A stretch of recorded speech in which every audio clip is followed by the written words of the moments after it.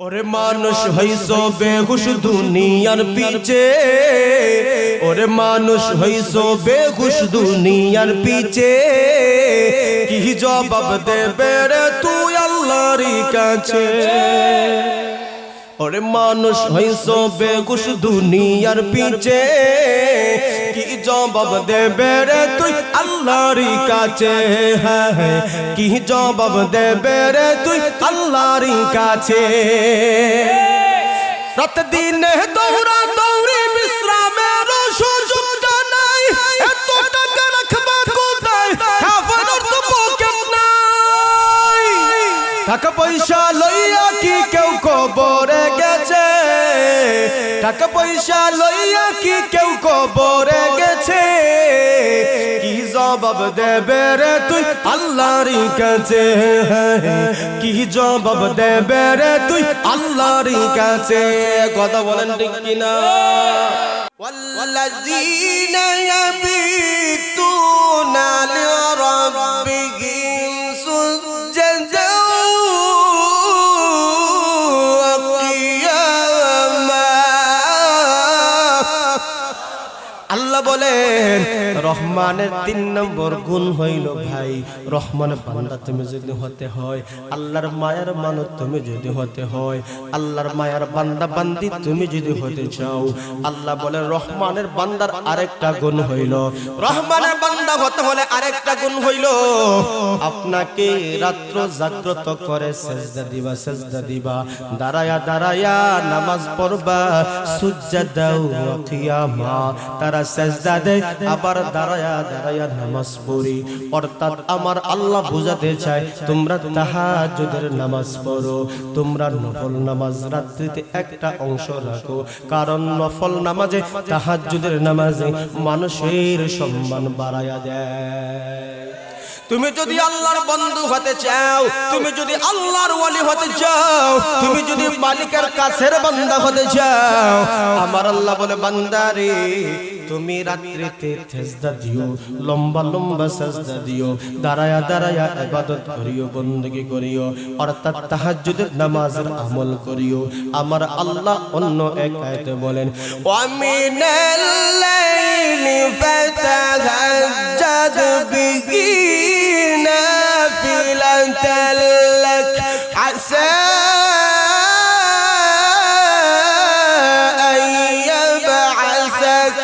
ربك مقاما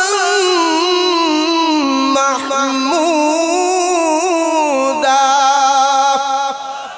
আল্লাহ বলেন ওগো আমার হাবিব, আপনি রাতের এক অংশে আপনি দাঁড়াইয়া দাঁড়ায় তাহাজ্জুদ নামাজ পড়ুন। আমার আপনার নবীর আমার আল্লাহ শিক্ষা দিয়েছেন ইয়া আইয়ুহাল মুজাম্মিল কুমিল লাইলা ইল্লা কলিলা নিসফাহু আও ইনকুস মিনহু কলিলা আও জিদ আলাইহি ওয়ারাতিলিল কুরআনা তারতিলা। এই জন্য বন্ধুগণ আমার, তুমি রাতে একটা অংশ বানায় নাও, তুমি তাহাজ্জুদ পড়বা, নফল পড়বা, এই নফল নামাজে তুমি লম্বা লম্বা সেজদা দিবা, দীর্ঘ দীর্ঘ সেজদা দিবা, কারণ বান্দা জানোনি আমার আল্লাহর একবারে নিকটতম বান্দা বান্দি ওই সময় হয়ে যায় যখন সেজদাতে যায়। সেজদাতে যেয়া যখন আমার আল্লাহ বলেন একবার বান্দার নিকটে চলে আসে, এই জন্য আল্লাহ বলেন ওয়াসজুদু ওয়াকতারি, তোমরা সেজদা দাও, আল্লাহর নিকটবর্তী হয়ে যাও। এই জন্য বান্দা যখন নামাজ পড়ে যখন সেজদায় বান্দা কপালটা আল্লাহর কুদরতে পাই দিয়ে দেয়, ওই বান্দা আল্লাহর একবারে কাছে চলে যায়। এই জন্য আল্লাহর নবী মায়ার নবী একা একা যখন নামাজ পড়তেন তখন সেজদাটা দিতেন লম্বা, সেজদা দিতেন লম্বা, কিন্তু আমাদের সেজদা হইল হুটহাট। কথা কয় না, আমাদের সেজদা হইল হুটহাট, সেজদা যাইবার আগে উঠে যায়,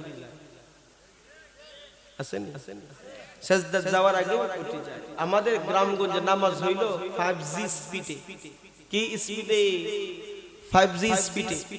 সামনে তারাবি নামাজ আসছে, যত বেশি দ্রুত গতিতে নামাজ শেষ করতে পারে এলাকায় কয় হাবিব চাপ ঠিক আছে। কথা কর না কেন আবি সব ঠিক আছে পাশের বাড়ির মসজিদের ইমাম সাহেব হাবিব সাহেবের নামাজ পড়াইতে সময় লাগে 40 মিনিট আর আমরা যে একজন রাখছু তাই জিব্বা বাড়ি সময় 1 ঘন্টার উপরে যায় দেখো কি মন্তব্য করছে জিব্বা বেলা বাড়ি এই মুসলমান কথা বলেন ঠিক নি এটা দুঃখের সাথে কথাগুলা বলছি এই নামাজগুলা কি কবুল হইবনি আমরা যে পড়ি যাই তো কষ্ট করে মসজিদে নামাজটা পড়ার জন্য যাই তো কষ্ট করে তারাবি পড়ার জন্য যাই তো কষ্ট করে নামাজগুলা পড়ি কিন্তু এই যে আমরা প্রেসার দেই আবি সাবরে আবি চাপ স্পিড বিরো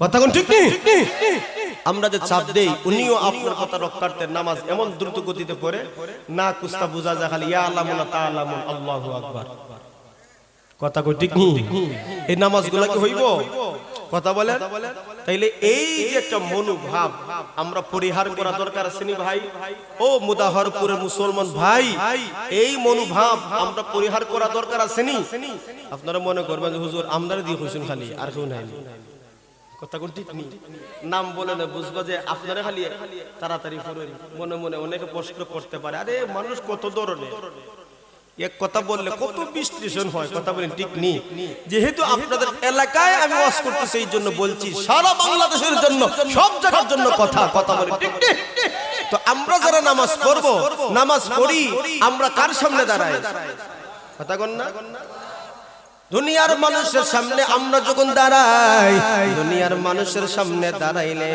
বড় বড় লোকের সামনে গেলে ভালো ভালো অনুষ্ঠানে গেলে বিবাহ শাদী অথবা বড় কোন কনফারেন্সে গেলে দেখি আগে ঘরের মধ্যে সবচাইতে জামা ভালো কোনটা কথা বলতে হবে ঠিক নিকো সবচাইতে দামি জিনিস গায়ে লাগায় সেন্ট মারে আতর মারে পারফিউম মারে এরপরে মজলিসে যায় কথা বলেন ঠিক কিনা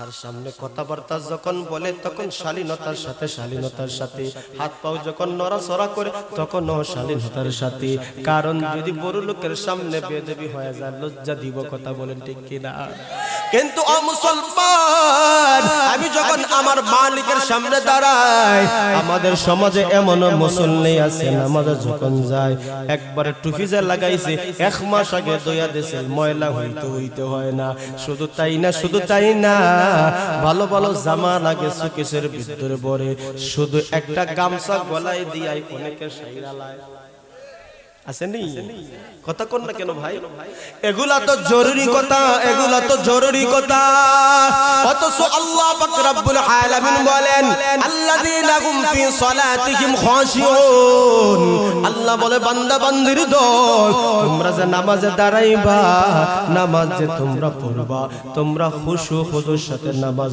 আদায় করিও এটা হলো সফল মুমিনের 1 নম্বর গুণ খুশু খুদুর সাথে নামাজ তোমরা পড়িও আস্তে আস্তে ধীরে ধীরে নামাজ পড়িও দিল লাগায় নামাজ পড়িও মন লাগায় নামাজ পড়িও আল্লাহর নবী বলেন এমন ভাবে নামাজ পড়ো যেই নামাজ পড়লে আমার আল্লাহকে তুমি দেখতে পাও কিন্তু নবী বলেন এই দুনিয়াতে চর্মচক্ষু দ্বারা আমার আল্লাহকে দেখা যায় না তাইলে এই কথা ধারণা করো আমার আল্লাহই আমারে দেখতেছে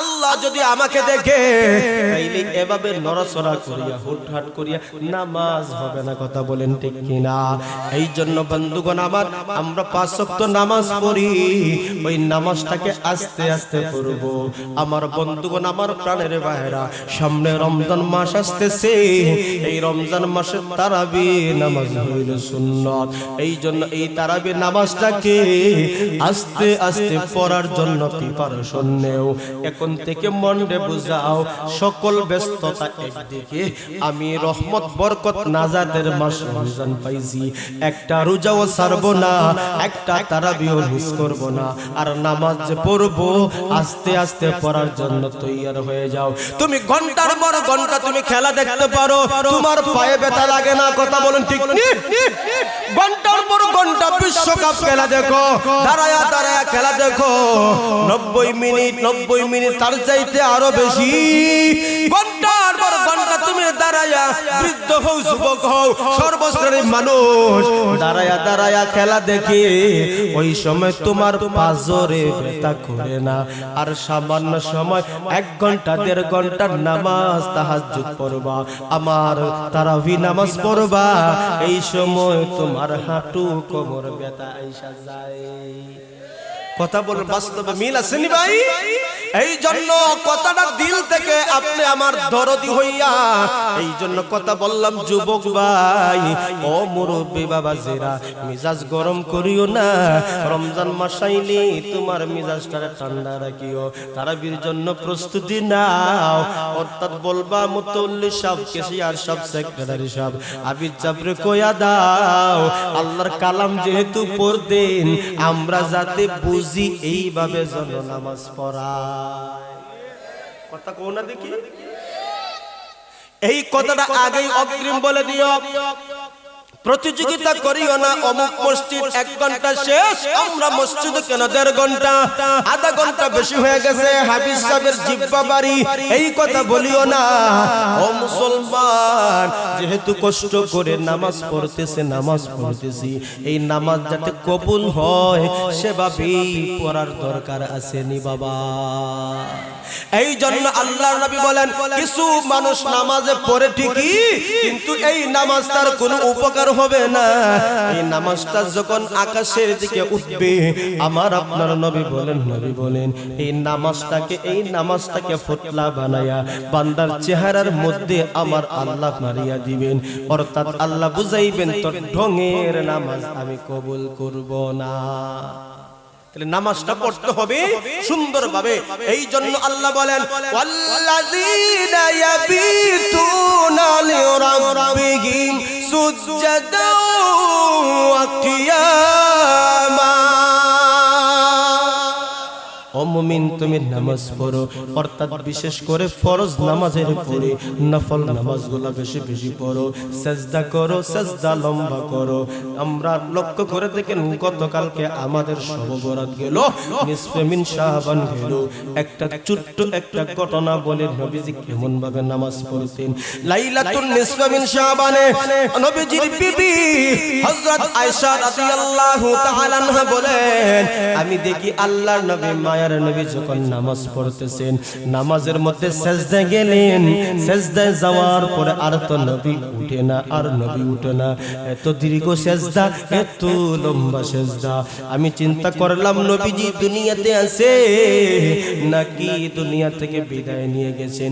এই জন্য আয়েশা রাদিয়াল্লাহু তাআলা আনহা পায়ের আঙ্গুল ধরে একটু চিমটি দিলেন। দেখা যায় চিমটি দিতেই নবীজির একটু নড়াচড়া অনুভব।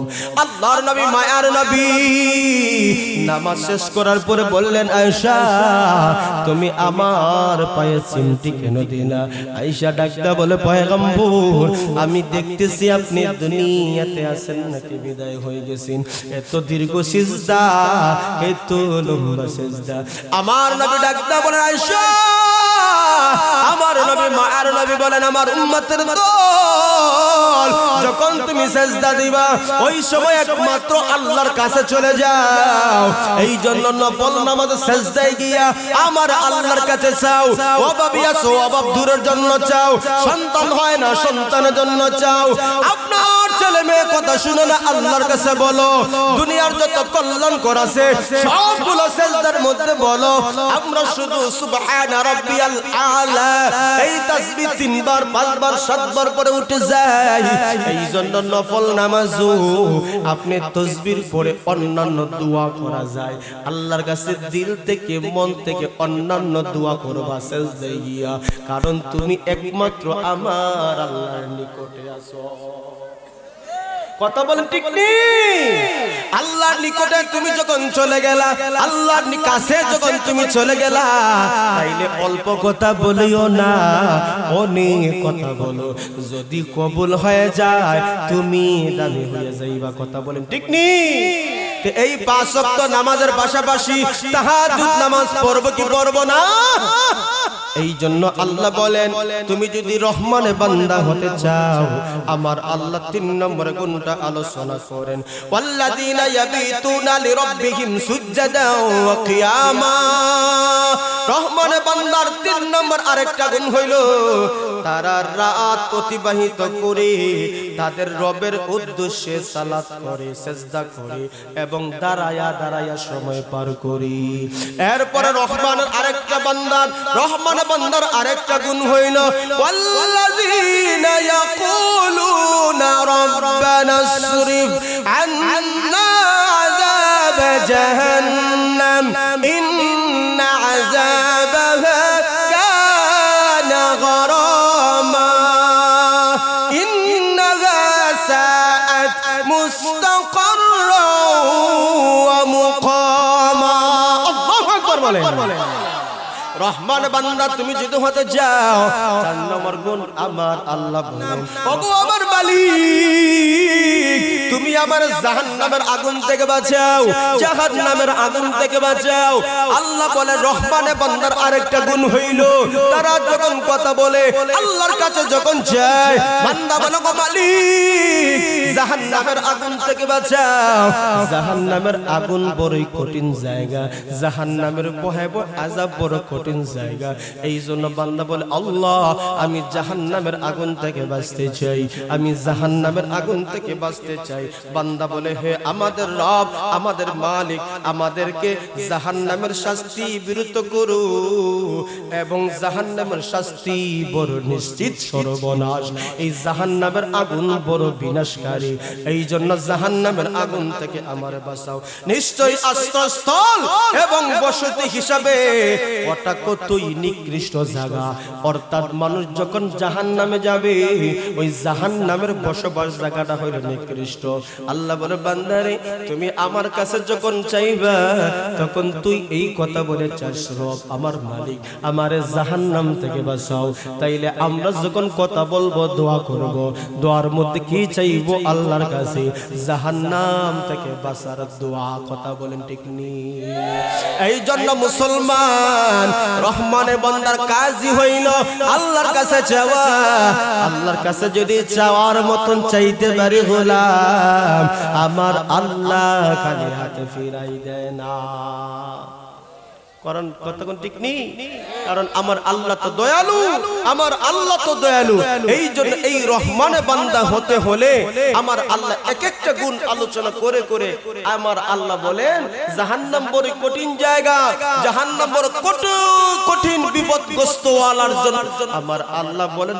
অপচয় করে না আবার কৃপণতা করে না রহমানে বান্দার আরেকটা গুণ হইল টাকা পয়সা আমার আল্লাহ জারে দিয়েছে এটা অপচয় করে না অপচয় করে না আবার কৃপণতাও করে না আমার আল্লাহ বলেন বাইনা যালিকা কাওয়ামা তারা মধ্য অবস্থায় আছে সুবহানাল্লাহ কারণ আমরা উম্মতই হইলাম মধ্যপন্থী উম্মত কথা বলেন ঠিক নি এই উম্মতে বাড়াবাড়িও নাই একবারে সারাসারিও নাই মধ্য অবস্থায় রেখেছেন এই জন্য রহমানের বান্দার আরেকটা গুণ হইল আল্লাহ যাকে অর্থ দিবেন সম্পদ দিবেন আমার আল্লাহ বলেন তোমরা অপচয় করিও না আবার কৃপণতাও করিও কিছু মানুষ টাকা বাঁচাইতে বাঁচাইতে যাইয়া খরচ করে না ফিন্দেও না খায়ও না আসেনি কথা ঠিক নেই কোটি কোটি টাকার মালিক হয়ে গেছে কিন্তু তার চেহারা পোশাকের দিকে তাকায় দেখা যায় একবারে নিঃস্ব হালত কথা বলেন ঠিক কি না এই জন্য আল্লাহ বলেন কৃপণতাও আমি চাই না আবার অপচয় আমি চাই না মধ্যম পন্থায় থাকো কারণ বেশি যদি অপচয় করো জবাব দেওয়া লাগবে কার কাছে আবার কৃপণতা করলেও তোমার জবাব দিতে আছেনি না নাই এই জন্য মধ্যম পন্থায় চলাফেরার কথা আমার আল্লাহ বলছেন এই জন্য অর্থ সম্পদ কিয়ামতের দিন আল্লাহ জিজ্ঞাসা করবেন কিভাবে তুমি উপার্জন করেছো আবার কিভাবে তুমি ব্যয় করেছো দুইটা জিনিসই আমার আল্লাহ জিজ্ঞাসা করবেন এই জন্য সম্পদ যদি হালাল হয় পয়সা গেলা সম্পদ যদি হারাম হয় জাহান্নাম হয়ে গেল কথা বলে ঠিক ঠিক আজকে দুনিয়া ধরার জন্য টাকা পয়সার মালিক হওয়ার জন্য হারামের পথে মুসলমানরা প্রতিযোগিতা লাগছে আমার কথা আমরা আল্লাহ নিজেই বলেন আল্লাহকুমুত তাকাসুর হাত্তা যুরতুমুল মাকাবির দুনিয়ার মানুষ আজকে টাকা পয়সা জমানোর জন্য, দুনিয়াকে ধরার জন্য, টাকা পয়সা জমানোর জন্য, ধরার জন্য তারা দুনিয়ার মধ্যে প্রতিযোগিতা করতে শুরু করেছে। অর্থাৎ কার থেকে কে কত টাকার মালিক হতে চায়। এই টাকাকে ধরার জন্য আমার মানুষকে, আমার আল্লাহ বলেন বান্দাদেরকে দুনিয়ার প্রাচুর্যের প্রতিযোগিতায় গাফিল করে রেখেছে। এই গাফলতি একটা সময় শেষ হবে, সেটা যখন কবর জগতে যাবে। কথা বলেন ঠিক নেই? এই জন্য আজকে টাকার প্রতিযোগিতায় টাকার মুহে পড়ে, নামাজ পড়ে না, রোজা রাখে না, হজ করে না, যাকাত দেয় না। কিছু কিছু মানুষ আমাদের সমাজে আছে, হজ করলে বুঝে টাকা কমে যাবে, হাই হাই আমার লক্ষ লক্ষ টাকা খরচ হয়ে যাবে, যাকাত দিলে আমার টাকাগুলো শেষ হয়ে যাবে। এই জন্য নামাজ পড়ে না, হজ করে না, যাকাত দেয় না, ওই টাকার পিছনে পড়ে। কিন্তু একটা সময় এই টাকাগুলাই আমাকে জাহান্নামের কারণও বানাইতে পারে। যদি হারাম পন্থা টাকা পয়সার পাহাড় বানিয়ে নেও, এই টাকা পয়সা একদিন তোমাকে জাহান্নামে নিয়ে যাবে। কথা বলে ঠিক নেই? আজকে আমরা বেকুল হয়ে গেছি, পাগল পারা হয়ে গেছি। টাকা পয়সা যেভাবেই পারো আসুক আমার পকেটে, কি হালাল কি হারাম। কথা বলে ঠিক নেই? ওরে মানুষ হইছো বেহুশ দুনিয়ার পিছে, ওরে মানুষ হইছো বেহুশ দুনিয়ার পিছে, কি জবাব দেবে রে তুই আল্লাহর কাছে। ওরে মানুষ হইছো বেহুশ দুনিয়ার পিছে, কি জবাব দেবে রে তুই আল্লাহর কাছে। হ্যাঁ, কি জবাব দেবে রে তুই আল্লাহর কাছে। রাত দিনে দৌড়া দৌড়ি বিশ্রামের সুযোগ নাই, এত টাকা রাখবা কোথায়, খাবারের তো পকেট নাই। টাকা পয়সা লইয়া কি কেউ কবরে গেছে, টাকা পয়সা লইয়া কি কেউ কবরে গেছে, কি জবাব দেবে রে তুই আল্লাহর কাছে। কি জবাব দেবে রে তুই আল্লাহর কাছে। কথা বলেন ঠিক কিনা? জবাব দিতে পারবো? তো হারাম পথে উপার্জন করলে এই টাকাগুলা জাহান্নামের কারণ হবে, আর হালাল পথে টাকাগুলো উপার্জন করলে এই টাকাগুলো তোমাকে সঠিকভাবে ব্যয় করলে এই টাকাগুলো তোমাকে জান্নাতি বানায় নেবে। এই জন্য রহমানের বান্দার আরেকটা গুণ হইল, তোমাকে আল্লাহ যা নিয়ামত দিয়েছে, যে টাকা দিয়েছে, এটা তুমি অপচয় করিও না, সঠিক পন্থায় ব্যয় করো, আবার কৃপণতাও করিও না। অন্যত্র আমার আল্লাহ বলেন, ওয়ামিম্মা রাযাকনাহুম ইউনফিকুন, আমি আল্লাহ তোমাদেরকে যে সম্পদ দিয়েছি, আমি আল্লাহ তোমাদেরকে মাল দিয়েছি, এই মাল থেকে কিছু একটা অংশ দান করো আর পথে, আল্লাহর পথে। সুবহানাল্লাহ বলতেন না? তো আল্লাহ আমাকে এত অসংখ্য অগণিত নিয়ামত দিল, এই নিয়ামতগুলোকে আল্লাহকে রাজি খুশি করার জন্য বিলানো দরকার আছে না নাই?